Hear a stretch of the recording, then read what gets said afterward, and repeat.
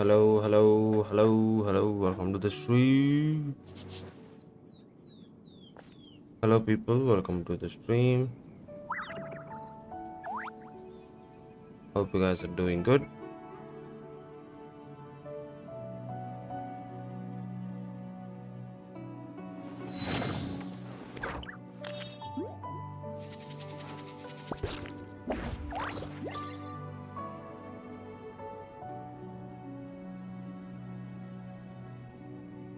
One second.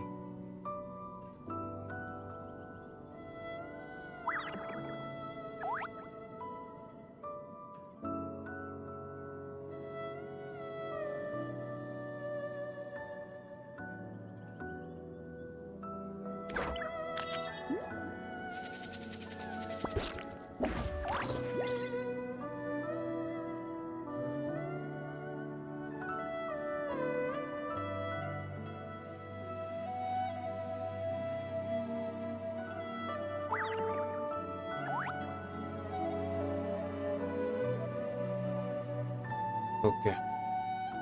Now everything seems to be going good.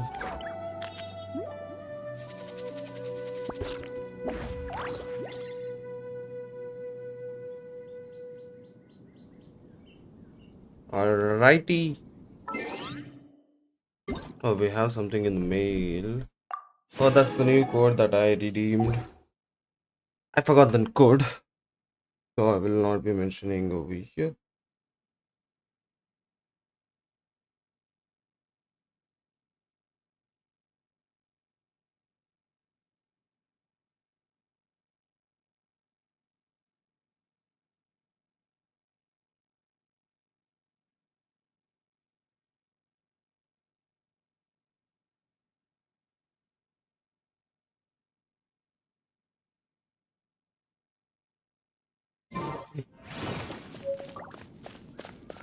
One second. Only 1 second. I will not take more than that.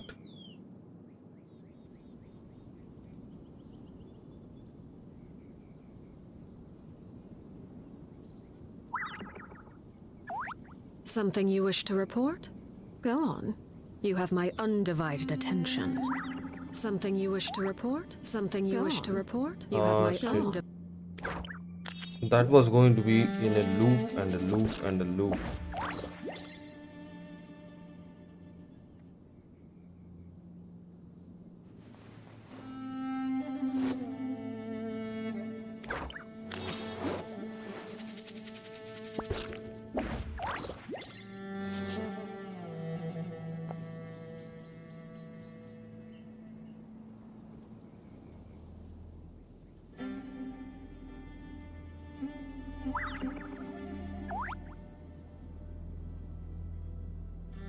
Scott is calling me. Okay, we are done with that. Now let's complete this Skirk's story quest so that I can do other stuff peacefully. There is one more hour of this story quest that I need to complete. After that, I will be in peace. Bring it!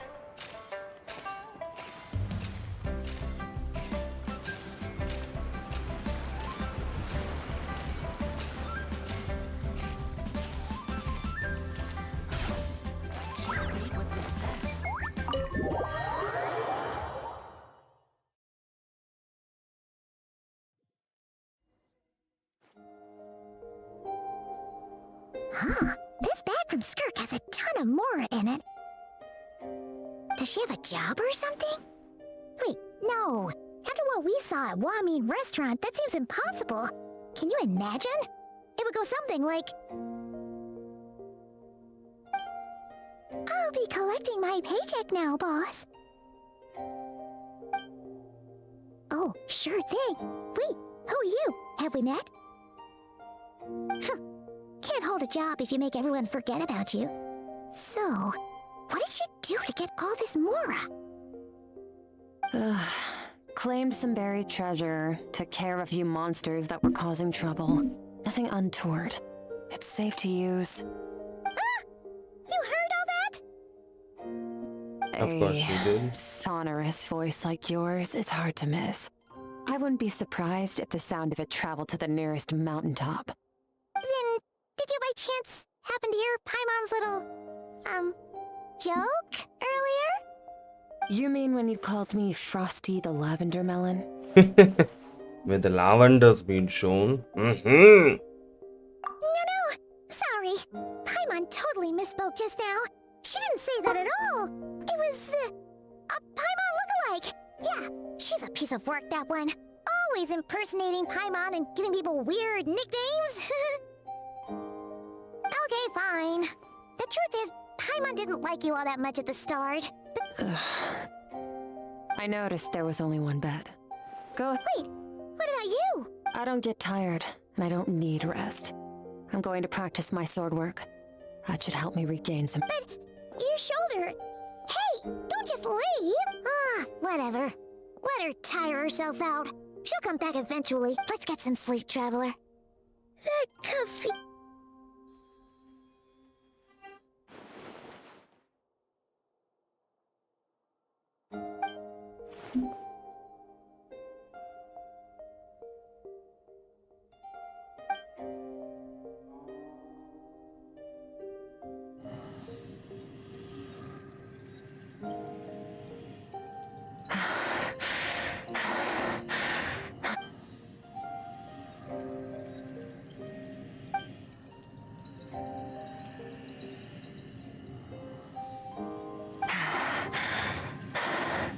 Quiet.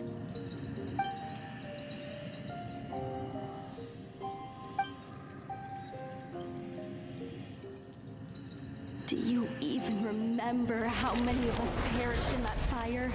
How many bodies were left to rot on the scorched earth? Yet you alone live on. Keep your gaze fixed on your blade. You don't deserve to rest. Run, Skirk. Run! Only death awaits us here. Keep running, and don't ever look back.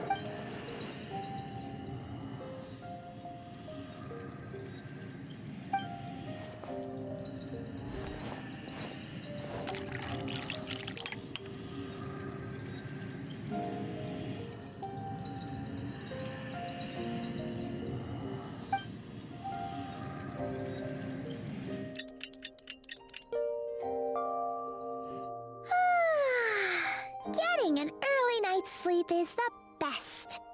That bed was so comfy. Wait, Skirk? Have you been sitting out here the whole night? The bed's all yours if you want it.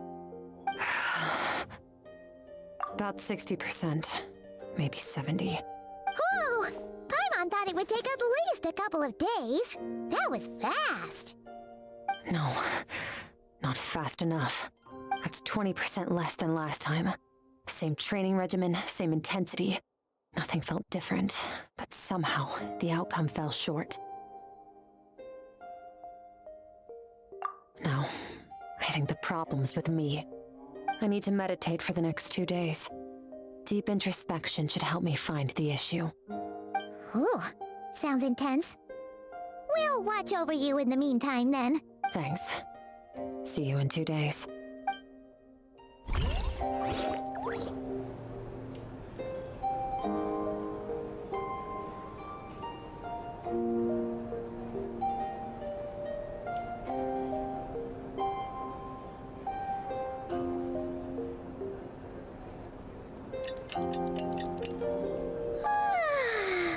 Morning!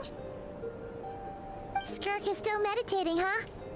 It's been 2 days already. Shouldn't she be awake by now? Paimon can't think of anything we can do to help. Oh, wait! Breakfast! That's it! Paimon will go get breakfast! Skirk is gonna be starving when she wakes up. Be right back.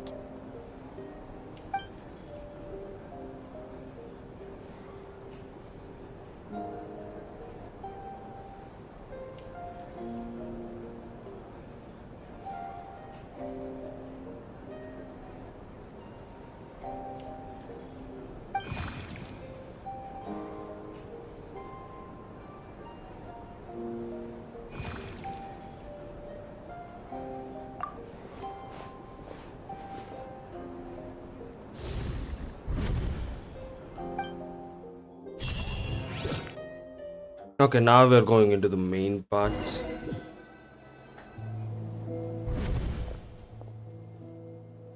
It does not seem familiar, traveler. Okay, stupid.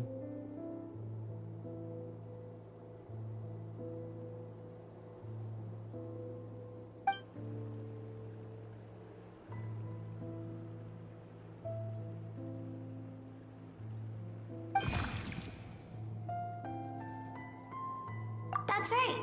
This is Skirk's inner world. Think of it as the threshold between the soul and dreams.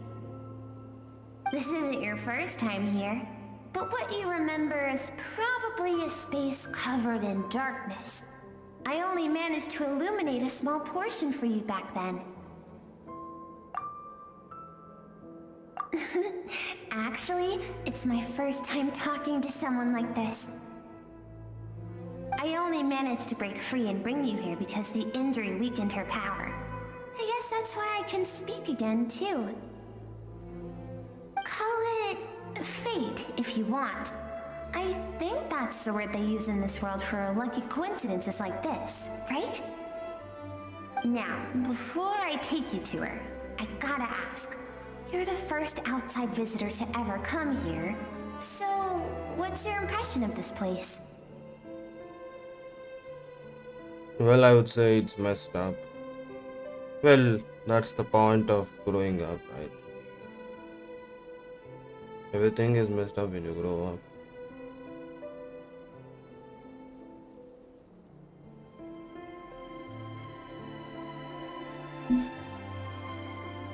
Oh, you noticed.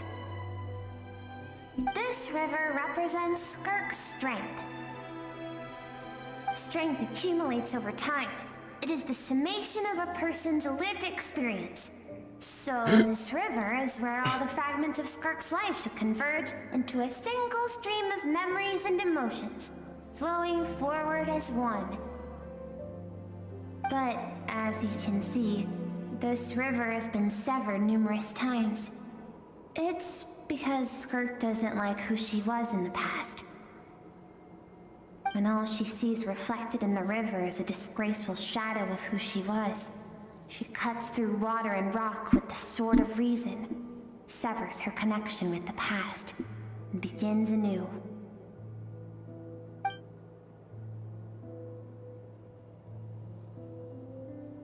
You must learn to shut out all the pointless emotion. Crush the self that makes you weak, and become master over your physical form. This isn't my first taste of failure or losing power. When you fall, you get back up again and become stronger. That's how it is.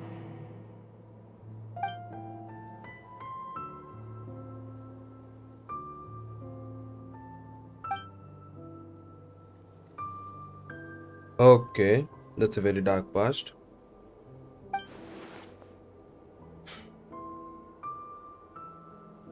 Well, even Wanderer went through it. The answer to one mystery invites another question, I see. Let's follow the river upstream. There among the cliffs, among the memories etched into her heart, lies Okay. the truth of it all. Alright, let's go.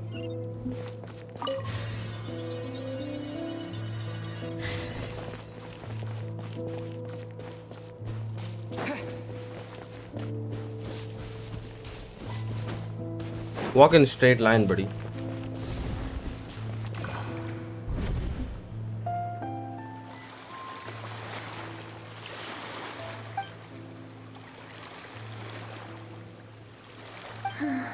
I've always thought that, even when falling leaves don't come from the same tree, they can still form bonds of kinship when they meet. Like meteors, you both made a journey through the stars. Both travelers who have landed on a planet that is not your home. Yet, when she first noticed your presence, although she hesitated for a moment, she still chose to walk away, indifferent as ever.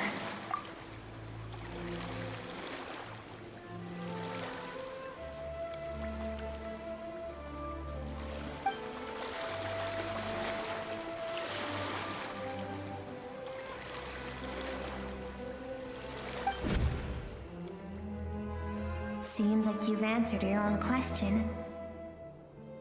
Skirk sees herself as a trespasser in this world. She's made a conscious choice to avoid altering its path. But the reason for that decision stems from events much earlier on in her life. Let's keep going. It's still a long way to the source of the river.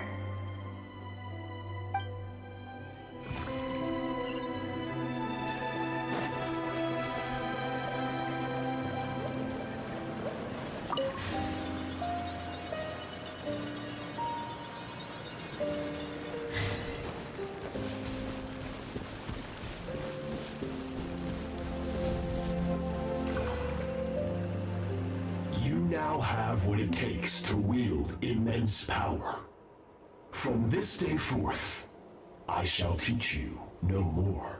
No one can become a worthy warrior through imitation alone. I have given you fangs and claws. Now, you must learn to hunt. You wish me to travel the world beyond on my own, Master?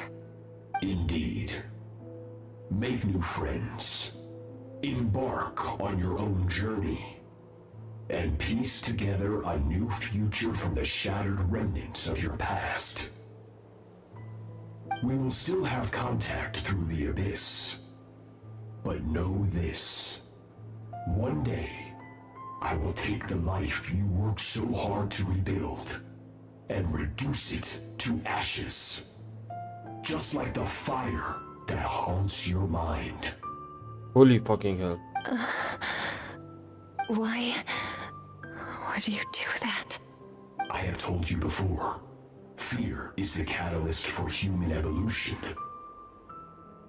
You have tasted loss.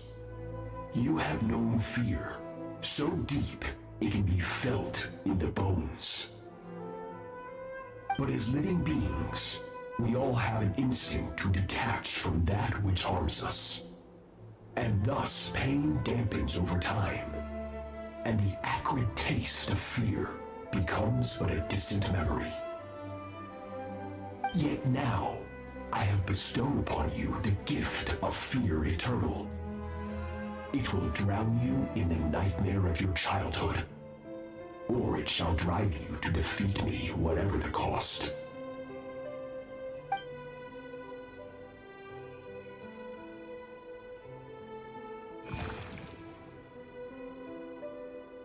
Okay, give us some. That is what Skirk's master, the foul Sertologi, looked like at one point in time. Of course, as a higher being, physical form is a triviality to him. He could appear as a beast, a human, or even a monster that defies description. The form you see him in here, clad in abyssal armor, is the one he usually wears when traveling through the stars. Holy fucking hell.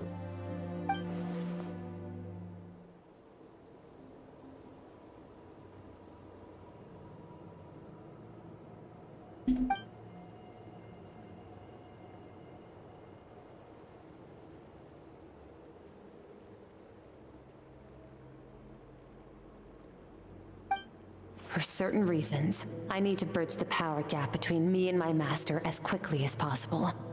But first, I need to understand the source of his strength. To do that, I need to follow in his footsteps, walk the path he once walked, and somewhere along the way, I'll find out how to defeat him. That is my sole focus and purpose.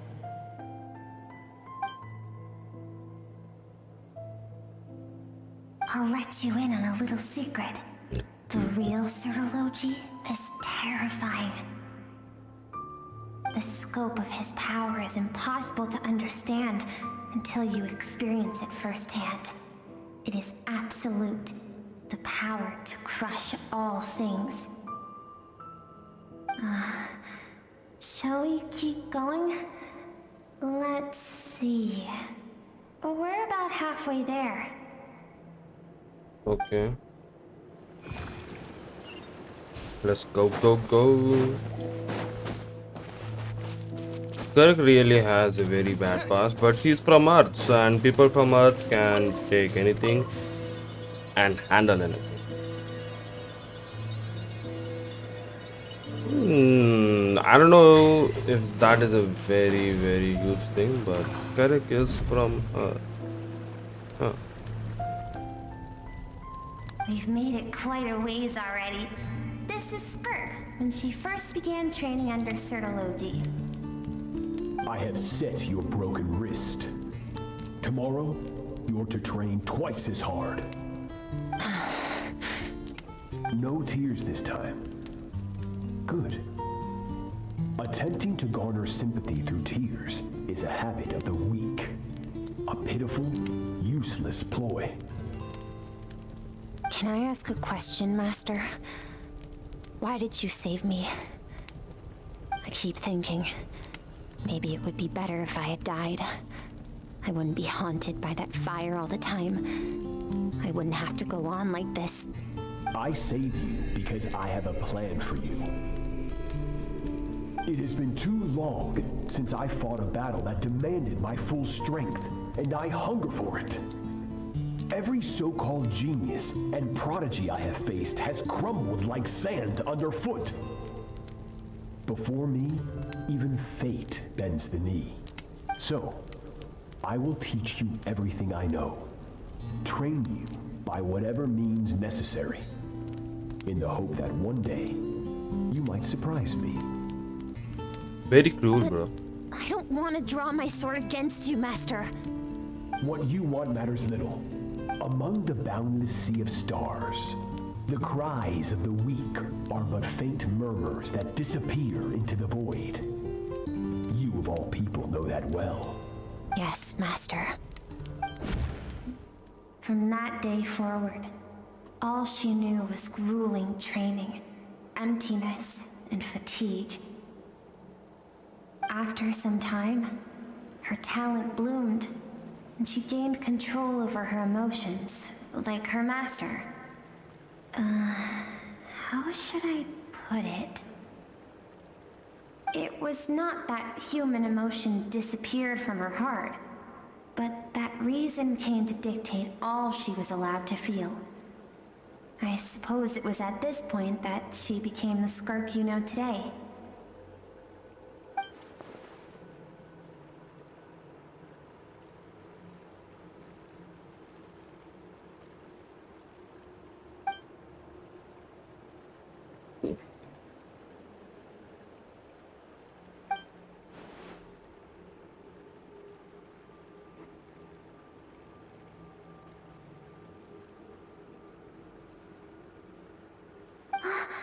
We're nearly there.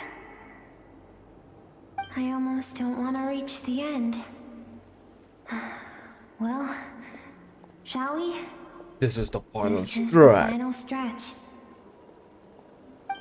Well, there is a 3 mountains. So, how do you call it the end? We have to go over there to the top.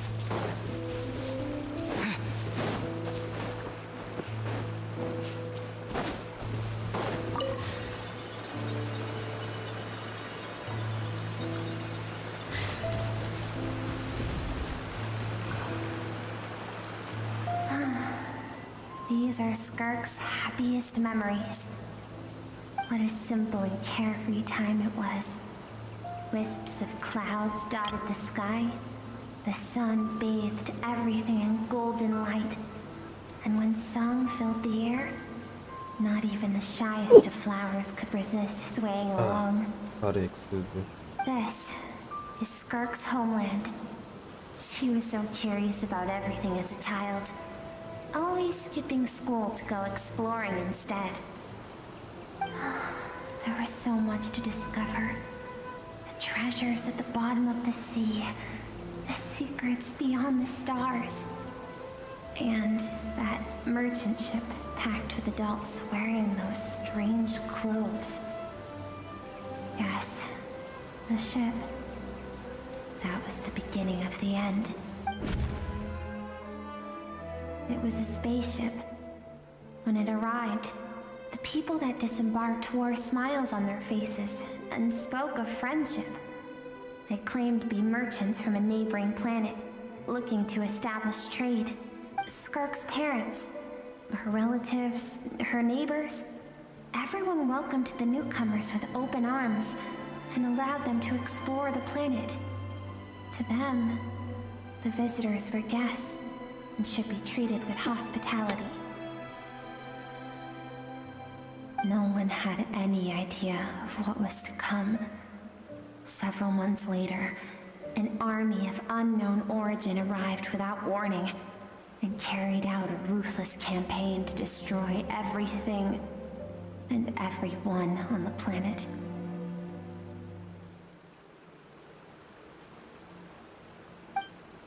Skirk had skipped school that day, like so many times before, so she was not caught in the immediate wave of destruction. But when she came home that day, only fire and ruin awaited her.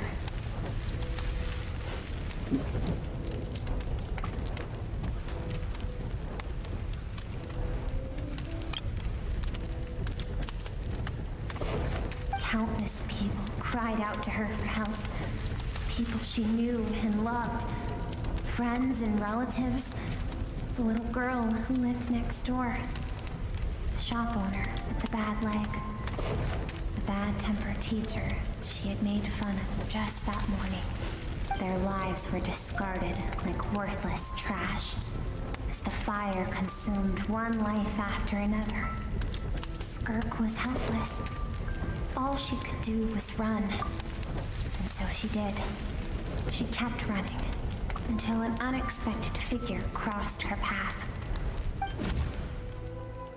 If Sertology hadn't been there in that moment, the fire would have claimed her life too.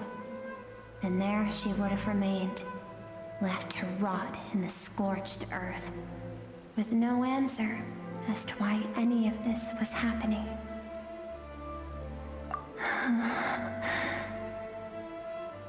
Because she and her people were seen as a threat. As the initial merchant ship explored the planet, they discovered that it hadn't always had the condition to support life. Yet there was evidence of human activity, even during the periods of extreme heat or cold in the past. Further research revealed that, over time, the people of this planet had evolved the ability to adapt to any type of environment or energy source.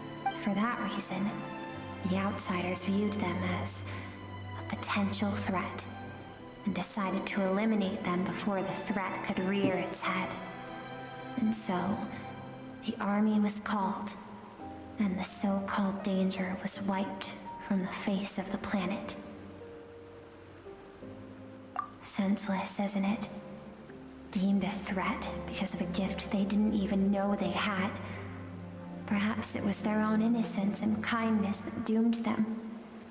But in the end, that was lost to the blaze as well. If those with power get to decide good and evil, then all you can trust in is the sword in your hand. And so, before death could claim her, she ran. She ran and never stopped. No one wants to relive their most painful moments. Well, that brings us to the end of the story. This is as far as we can go. Skirk is waiting over there. For both of us. Let's go to her. It's time to fulfill my purpose. And my greatest wish over all these years.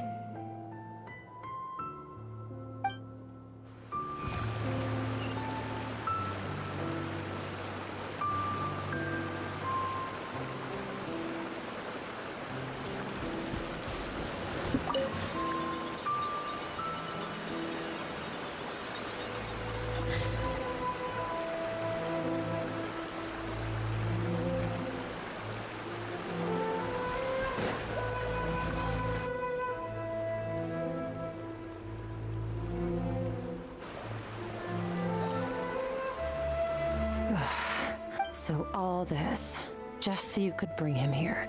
I have things to say to you. Well, to me. I want someone to witness our reconciliation, even if it takes an argument to get there. And he is the best choice in this moment. Her suppressed emotional self. The version of herself she keeps locked in the recesses of her mind, stifled by reason. All those rejected impulses, those discarded aspects of your past selves, they are a part of me now. I am who you used to be. Someone you have refused to face for too long. So, I came to face you instead. You're wrong. I've faced you all along. And that's exactly why I keep you locked here. Your existence makes me weak. Moments of joy and longing are when we are most vulnerable. Don't forget, it was a penchant for goodness over reason that doomed our homeland in the first place. The vastness of the universe renders everything insignificant. Our feelings most of all.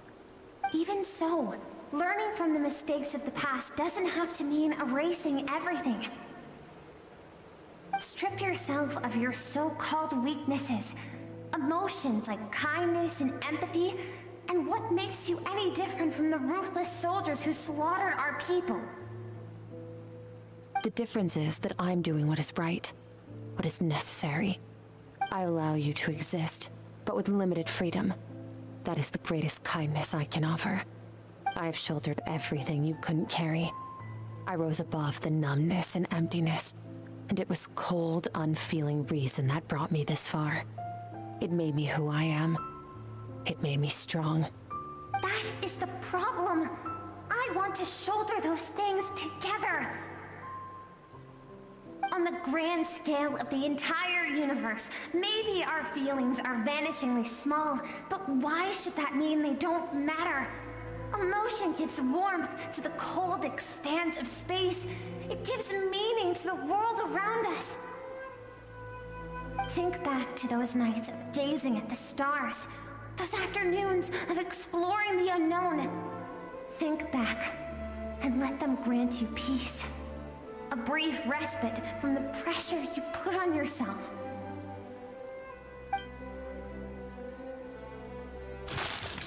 That isn't what we need. It's exactly what we need.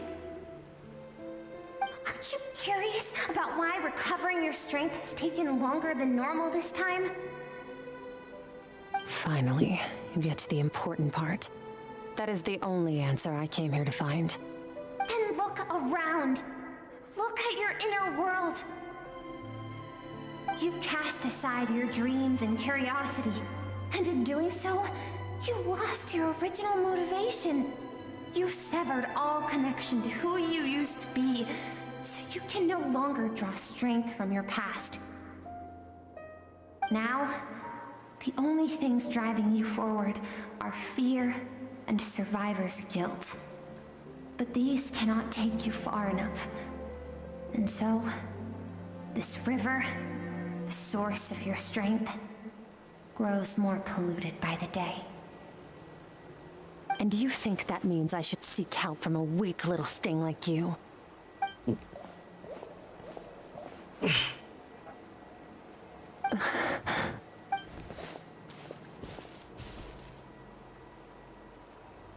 Thank you for saying that. I knew bringing you here would be the right choice. To be honest, I'm not here to argue with you. This isn't about who's right or wrong.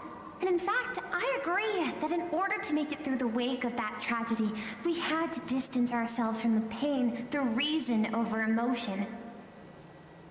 But what is right at one point in time isn't always right forever. I know you will never forget that fire. I know the fact that you were the sole survivor fills you with guilt. And I know that among the voices that haunt you, mine is there too. Because deep down, you know that you didn't turn out to be the person you wanted to be. All those unfulfilled hopes are like knives to the heart. And I don't want you to hurt anymore. So even if you can't accept me, I hope, at least, that you can let go. I keep thinking, maybe it would be better if I had died. I wouldn't be haunted by that fire all the time. I wouldn't have to go on like this.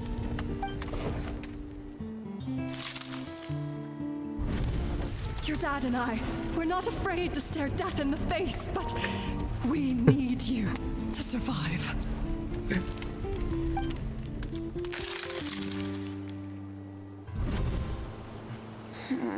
I'm sick of being a kid.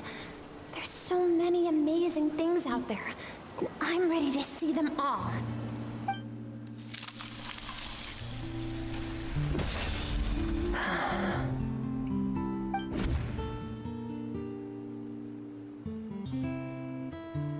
I remember. There was a song Mom and Dad always sang when we went out to fetch water. Dancing water. The sand along your path is begging for your song and movement. Will you carry this burden with you on your journey? I am not the dancing water, and you are not the burdensome sand. But if this is your wish, then I will carry you with me until the end. That was quite easy. Thank you. I should be thanking you.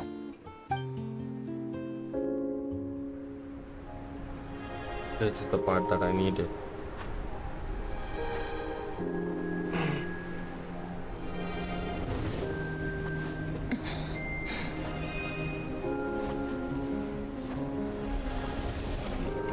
Run, Skirk, run!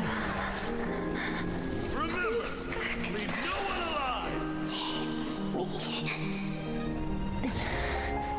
Heed my words, Skirk. Let fear take root in your soul. Did you survive? Why was it only you?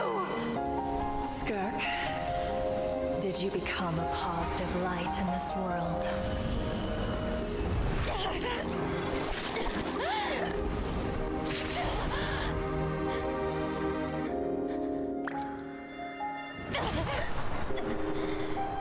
Hey, this doesn't have to be the end.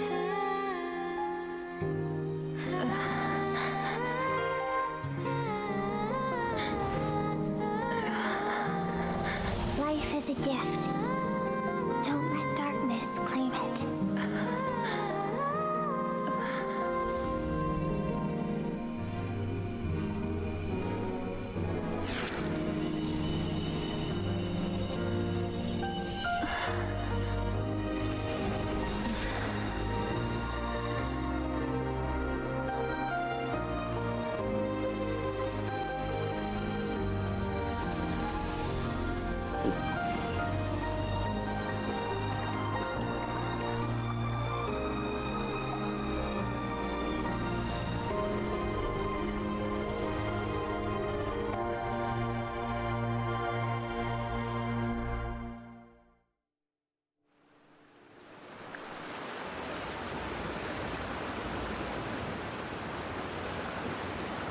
So, you saw my memories then. Of course. I once asked my master if survival of the strongest was the law of the universe. He said no. But in a world without order, those with no moral boundaries tend to be the ones who survive.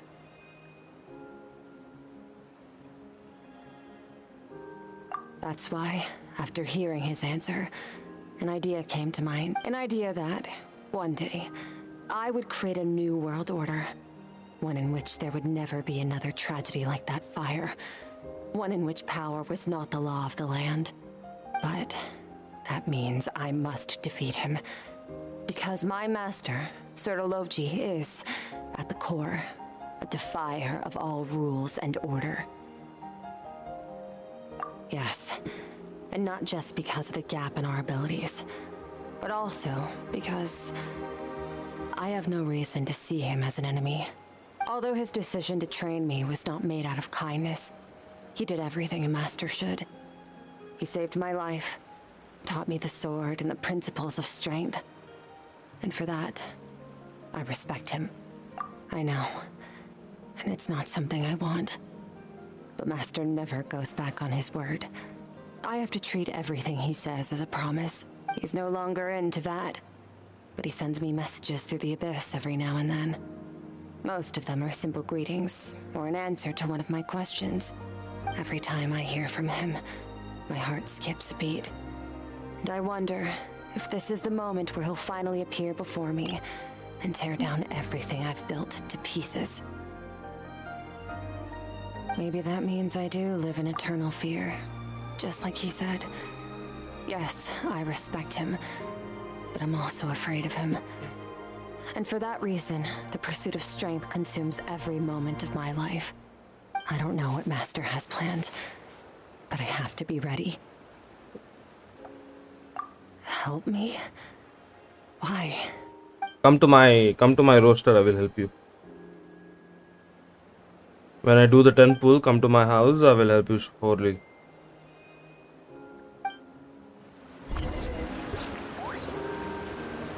What if this dude is the son of Logi? You never know, you never know, you never know.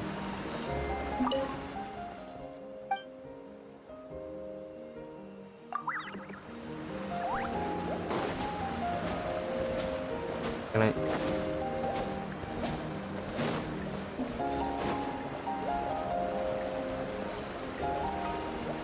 Okay, can't. There's a barrier. Most probably over here.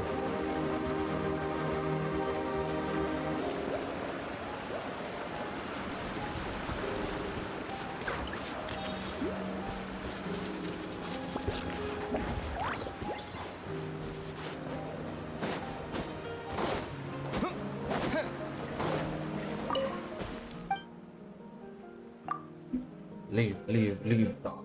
Pussy.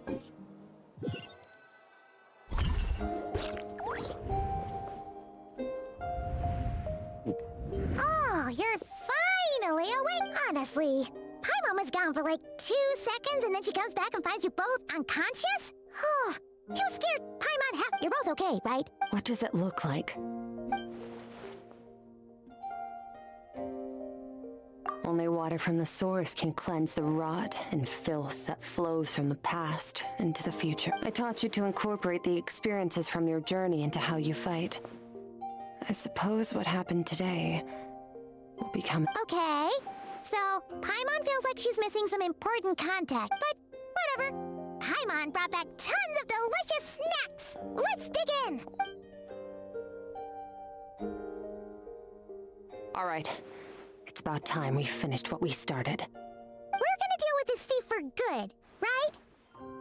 This time, I'm not going to tell you to hold back. But having digested even more power in the meantime, he's going to be tougher than before. The good news is, we have no reason to pull our punches this time. So, let's go. Same place as last time. And that was in... I forgot the area where we should be going. Okay, that is there. That is gonna be chosen.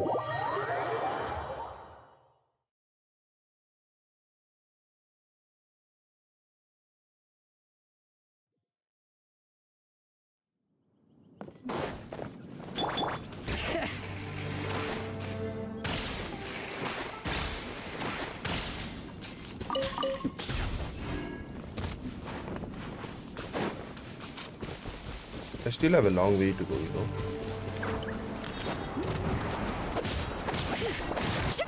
Bring it! Transfixed! I had to kill him so that I could do this. So shameful of me. So much shaminess.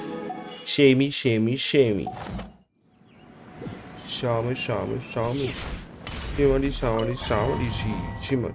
sha.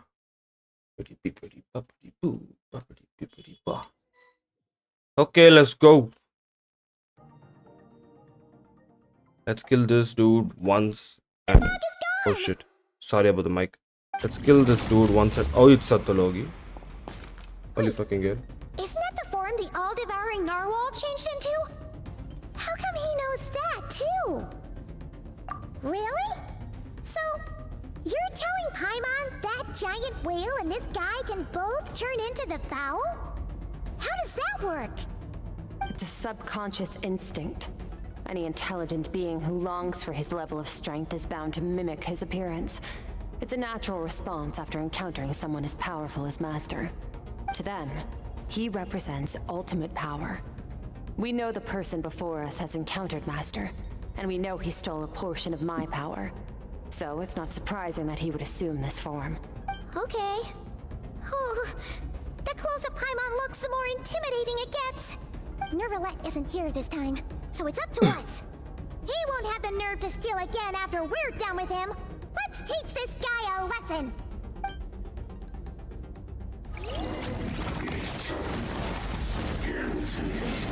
Everlasting.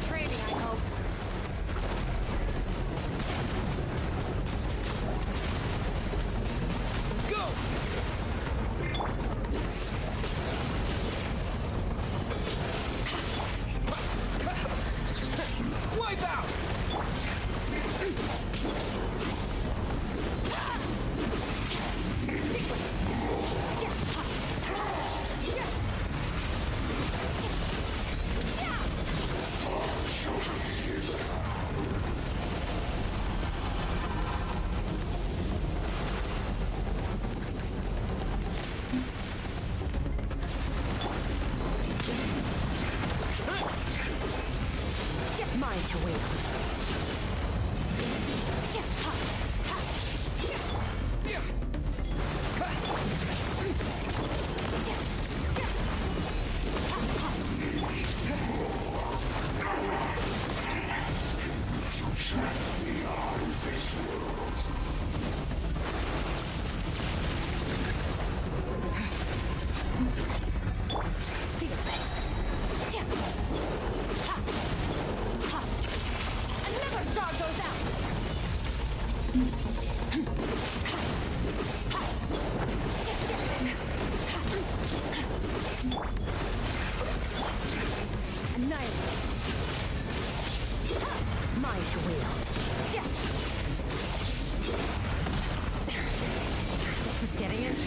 With only one character, she's so hard to fight.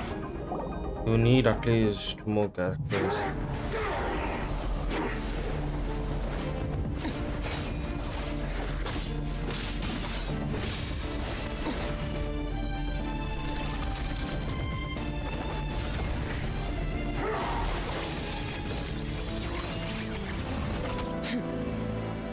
Haven't had enough of my power.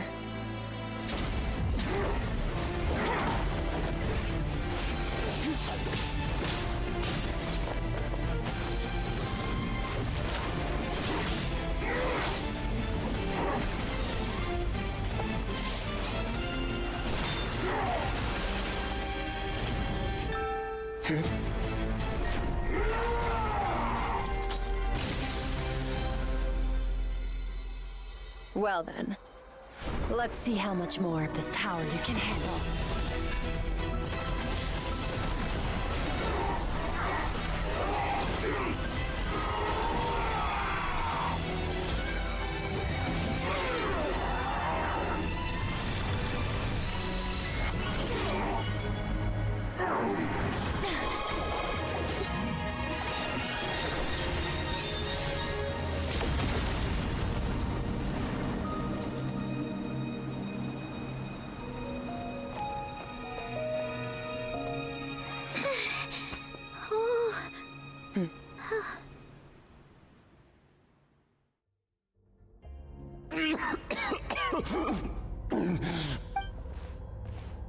Well, have you come to your senses?